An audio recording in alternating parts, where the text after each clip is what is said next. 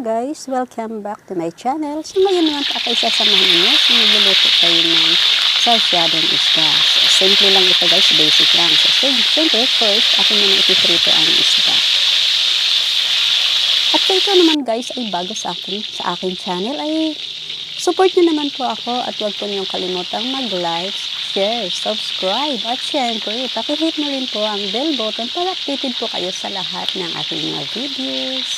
So ayan guys, sabi ang piniprito natin ang ating isda muna. Ayan, hahanguin na natin yan. At guys, hindi ko na hinugasan ng kawali. Diyan na rin ako nagpiprito para mas manunuot ang lasa ng isda. Ayan, ginigisa na natin ang bawang,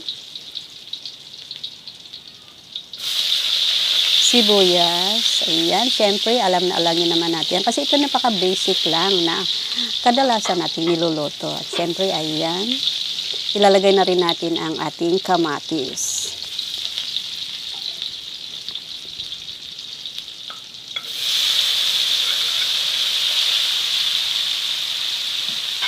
At lulutuin po natin ng ayos ang ating kamatis. Ayan.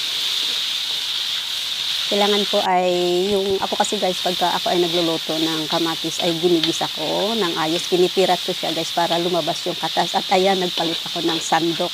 Kasi medyo malambot yung ulakang ginamit. So ayan, kailangan natin i-freeze natin yung ating kamatis. So ayan guys, luto ng ating kamatis at lumabas na yung kanyang katas. Dito naman sa puntong ito guys, ay lalagyan na natin ng tubig. So ayan.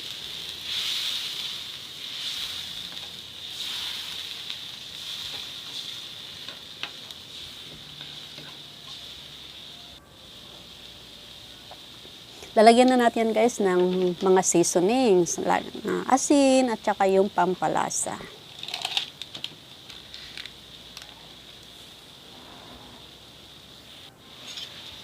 This time po, pwede natin ilagay ang ating isda.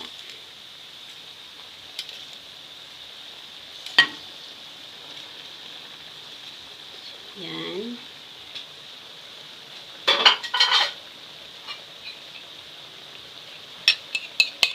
And then, ilagay na rin po natin yung ating egg po. So, ayan.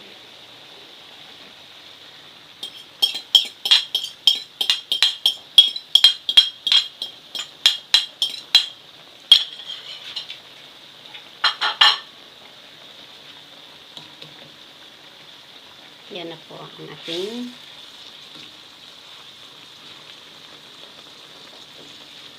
gamit tayo na pang-ipit.